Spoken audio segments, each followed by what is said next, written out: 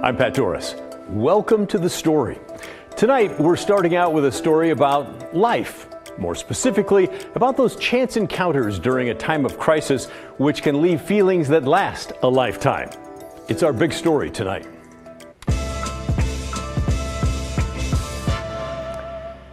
We're starting out with this story to remind you that not all the news is gloomy. I mean, don't worry, we'll get to that stuff too. But life is happening all around us, and sometimes it's okay to focus on what's going right and to remember that most people are good and that during times of crisis, most people will do anything they can for a stranger. A Portland woman named Maria Briley knows the power of that connection as well as anyone. 46 years ago, she was a little girl on a big plane in Malaysia that crashed. A reporter sent to the scene helped rescue her and then disappeared from her life until recently. Laurel Porter has our story.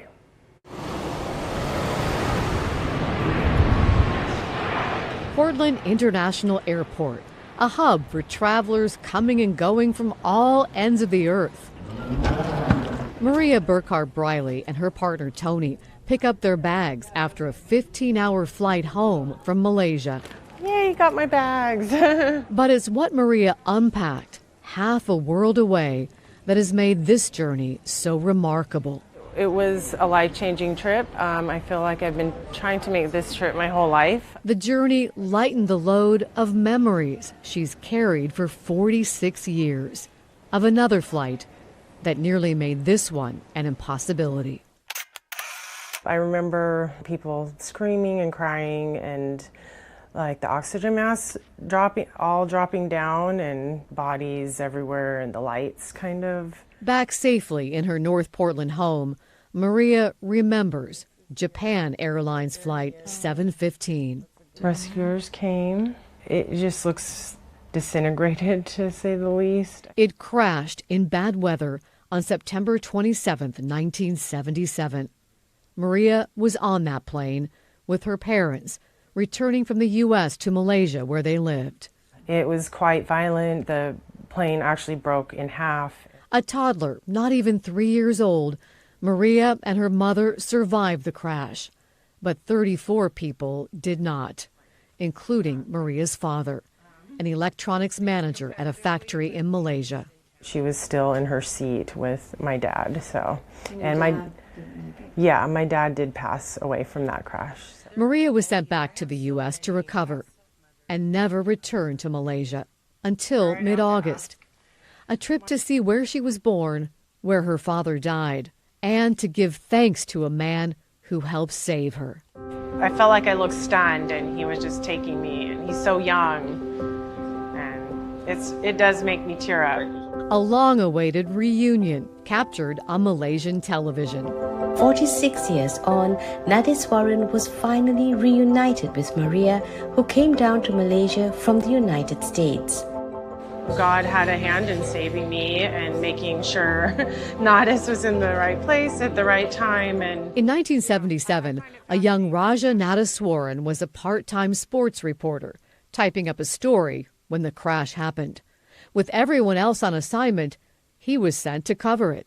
Arriving before ambulances, first responders handed Nadiswaran a child to take to the hospital, little Maria, thrown from her mother's arms in the crash onto a pile of rubber tree leaves. Take her to the hospital. So it's awfully cold. So I took off the shirt I was wearing, covered her, and I went off by body. Video of their reunion went viral. Maria and Nadiswaran spent several days together, including touring the crash site. Back home in Portland, she shared video of their visit. I like this because I caught Nadis here.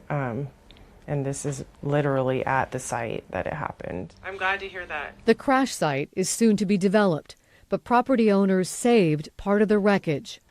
This is a part of the seat. Showing Maria, the first survivor, to return. It's amazing that this is here. I never thought that I would see this. A chance to remember those who didn't make it, especially her father.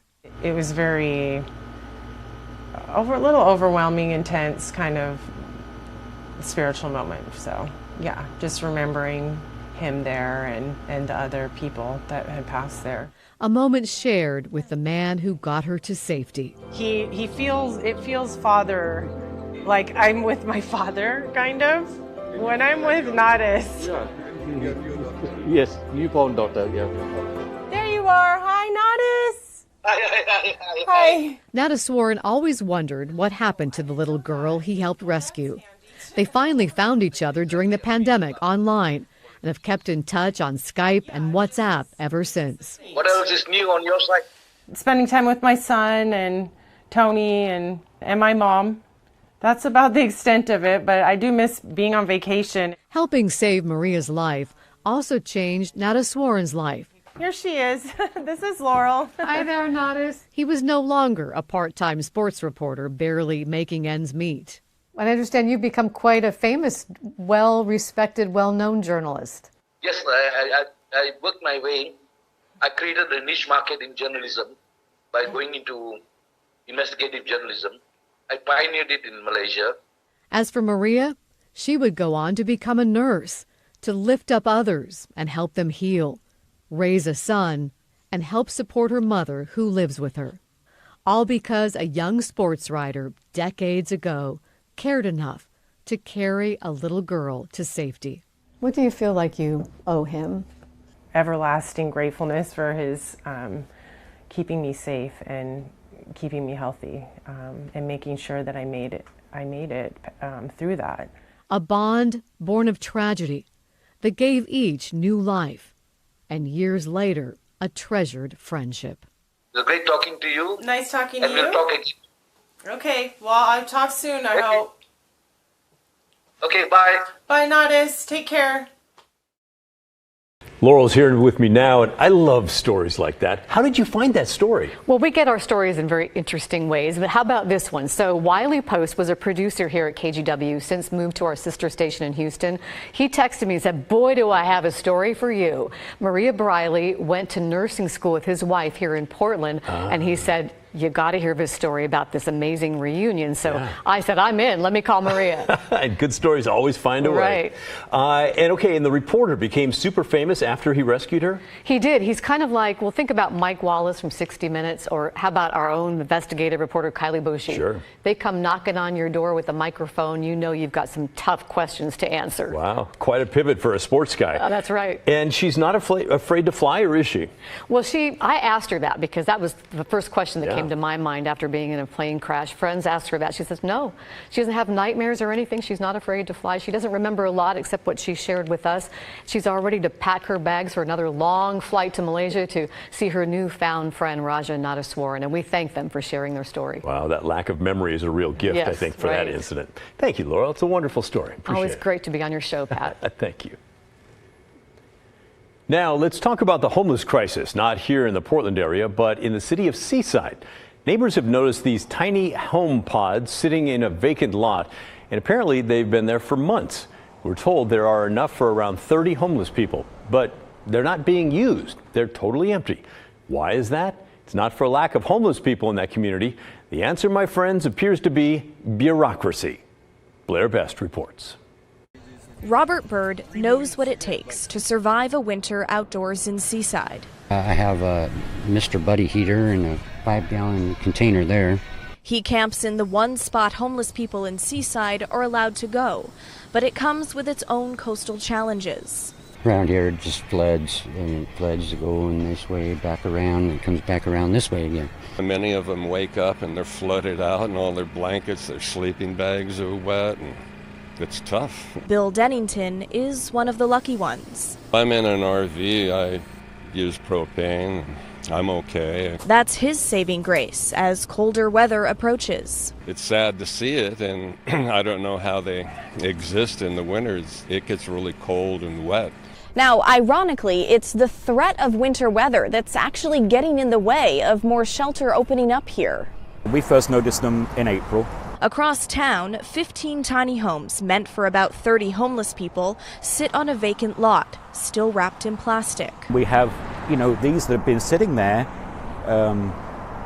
for months and nothing seems to have been done. The Clatsop Community Action, a local nonprofit helping homeless people, bought the tiny homes. It turns out there are certain building requirements specific to Seaside that are preventing them from being installed. Sometimes especially during our winter months, we can have severe weather out here on the coast, and so the building code specific to our area does have some high requirements to meet the storms and the winds. One example is that new structures, like these tiny homes, must be able to withstand winds up to 135 miles an hour. Frankly, I wouldn't want to be in one of those if the wind was blowing 70, 80 miles an hour. Those look really flimsy to me.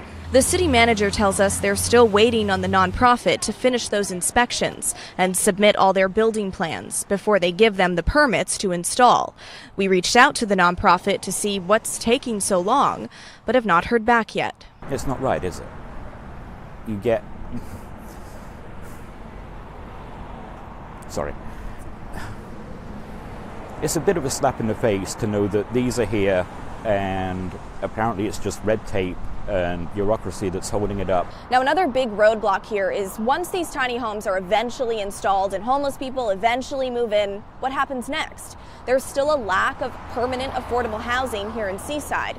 Well, Clatsop County just received some state funding to go towards building more affordable housing, and the city of Seaside is now lobbying for some of that money to come to them.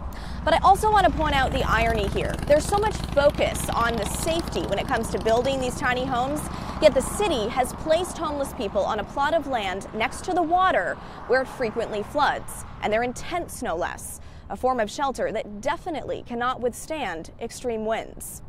In Seaside, Blair Best, KGW News. Thank you, Blair. Well said. Now, let's get to some of your thoughts on Blair's story on our show yesterday.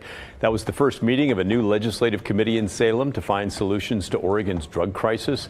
They met for 4 hours, and they heard from a dozen experts on addiction services from the state and the national level. It's the beginning of yet another search for long-term solutions.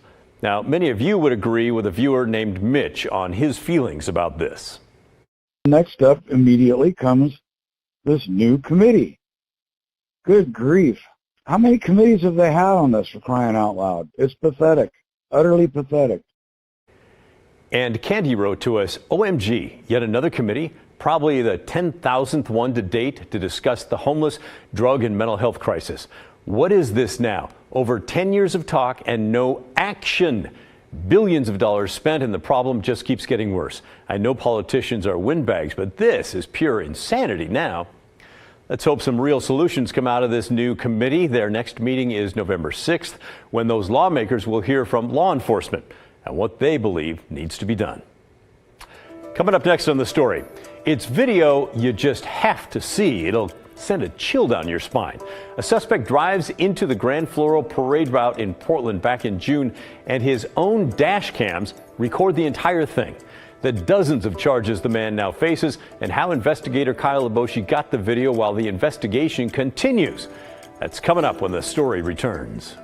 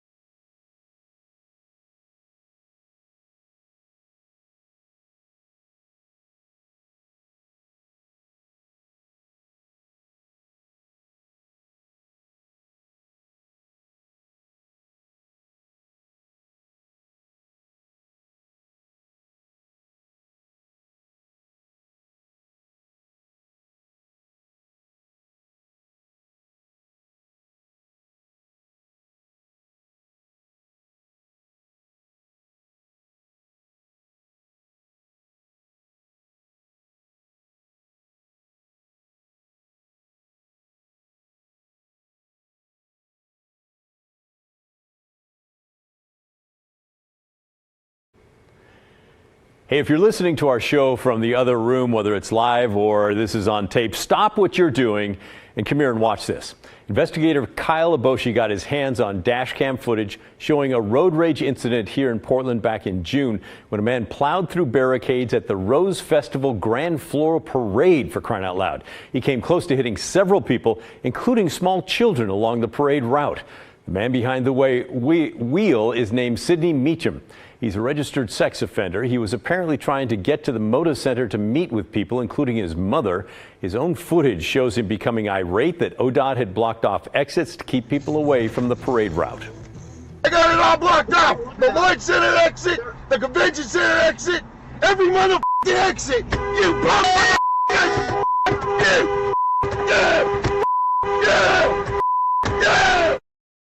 Perhaps a bit of an anger issue. Several Portland police officers tried to stop him until he exited the parade route, and then he still managed to drive several blocks before pulling over in Northeast Portland. He's pleaded not guilty to 38 counts relating to this incident, including felony charges of unlawful use of a weapon and attempting to elude police. So far, no trial date has been set. Kyle's with me now, and I got to say, after watching that video, wow. I think a lot of us have been frustrated when there's barricades for running events or parades or whatever, but never taken it to that level. That's the next level of road rage for sure. What did you think when you saw that video? It was frightening. I mean, I'd read about it in court documents. To actually see it is something different. Yeah, and I guess with today's technology, we get more and more video like this. He had 3 dash cams. Yeah, 3 different angles. I think it's one camera that's capturing a lot of this. But what's really interesting is, as we pointed out in the story, we typically don't have access to this type of video because it's an ongoing criminal investigation. In this case, how'd you get it? How'd you get it? Yeah, good question. So I was going through the court record, just kind of checking on this case, and there was a preventative detention hearing, which essentially is prosecutors going to a judge and saying, listen, this guy should not be released. It's not safe for the community. Hold him in jail. Right. So they've got to make that argument. As part of that, they submitted this video as evidence to the judge. This was back in August.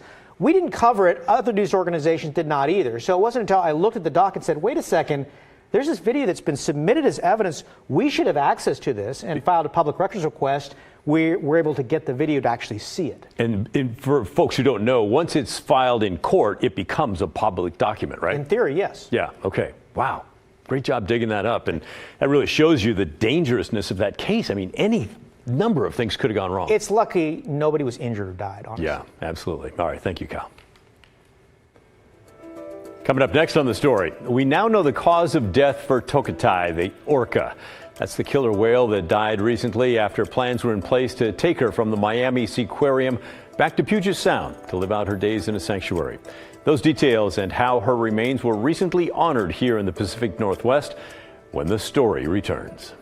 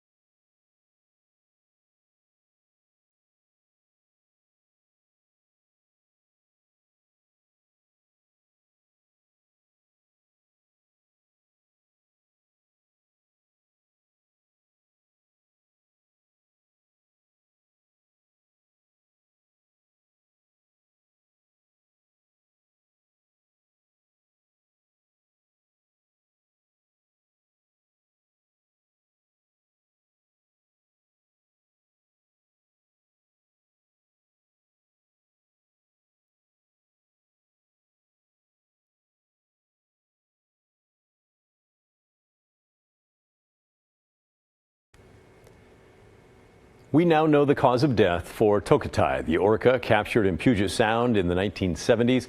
She died in August at the Miami Seaquarium, where she spent more than 50 years in a tank. Tuesday, the Seaquarium released the findings from a necropsy.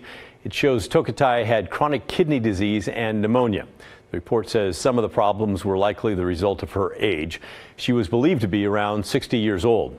The orca also suffered from chronic cardiac valvular disease. Basically, her heart valves were slowly failing, which could have contributed to that lung disease.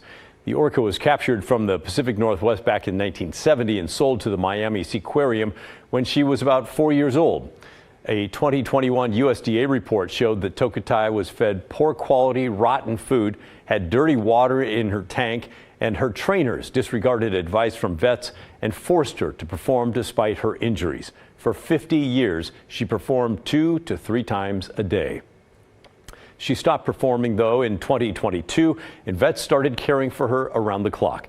And then back in March of this year, the new corporate owners of the Miami Seaquarium made a deal to send Toki back to the Pacific Northwest to live out her days in the whale sanctuary that was being built in the Salish Sea. While the orca did not live long enough to get there to make that cross-country trip home, the Lummi Nation decided to cremate her remains and bring the ashes back to Washington State. Those ashes were scattered in a private ceremony in late September. The whale, believed to be Toki's mother, by the way, is still alive in the Salish Sea and is believed to be around 95 years old. Yeah. It's been a while since we brought you a What's in a Name segment, and tonight we're talking about a lake and city that share the same name. Devin Haskins takes a closer look now at Lake Oswego.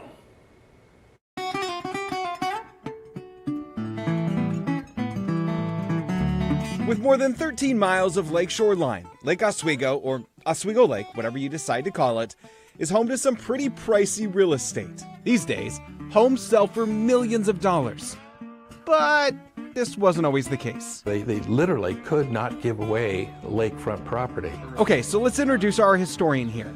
This is Mark Brown, a volunteer archivist at the Oswego Heritage House in Lake Oswego. It's a remarkable bubble of history for me. Obviously, Lake Oswego didn't look like this, or even this, in 1847. It looked more like this. Trees. Lots and lots of trees. In 1847 is when the city's founder, Albert Alonzo Durham, and his wife Miranda moved here. When he got here, he was a millwright, but when he got here, he was looking for a waterfall to drive the mill. So he settled on the north side of the lake where it meets a creek, and named the city Oswego, after the city in New York. Why he chose Oswego is anyone's guess. He was actually born in a county, 4 counties over. But the lake once held a different name. Check out the lake's name from the survey map of 1852. Yep, Lake Oswego was once known as Sucker Lake, named after the creek that feeds from it into the Willamette River. The creek had been farmed and fished by native tribes for lamprey eels. Don't they look adorable? But because the lamprey eels were in such large supply, it earned the name of Sucker Creek and thus Sucker Lake. You know, it's remarkable. It was this sort of free grocery store for everybody, and that was its draw. Durham moved away in '66 and settled the community of Durham near Tualatin. So how did Oswego go from this to this? Well, money, of course. Around the same time Durham was moving out, the iron industry moved in. When iron was found in the hills, the hope was that Oswego would become the Pittsburgh of the West. The land had iron and had enough trees to keep a furnace like this one burning. But unfortunately, the iron business flamed out, and all that's left today is this furnace that's still standing in George Rogers Park. The iron company in turn sold the land as real estate, and with lakefront property for sale, you'd think it'd be a hot commodity. They literally could not give away lakefront property. Without a road to access the lake, no one really wanted to move down there. You had to go through mud to reach it. The lake was more used for transporting lumber. Plus, imagine marketing homes on Sucker Lake. It was hard. Of course, one of the reason they changed it to Oswego was because it's a lot better for real estate purposes. In 1913, the lake's name changed from Sucker Lake to Oswego Lake. And in 1960, the community of Lake Grove was annexed into the city, and the name changed from Oswego to Lake Oswego. Devin Haskins, KGW News. Always learning stuff with that guy. Nice job, Devin. Hey, the KGW Great Toy Drive is coming soon. We need organizations to sign up to help collect toys for kids. Last year, we collected 35,000 toys. We'd love to do even more this year. Head to kgw.com/toy to learn more. We want to thank Jam on Hawthorne for signing up already. Please join us. Head to kgw.com/toy. And that's the end of our show. Thanks so much for watching. And remember, the story, our collective story, well, that never ends. The good stuff is coming your way next. Enjoy your night, and I'll see you right back here tomorrow night at 6:30.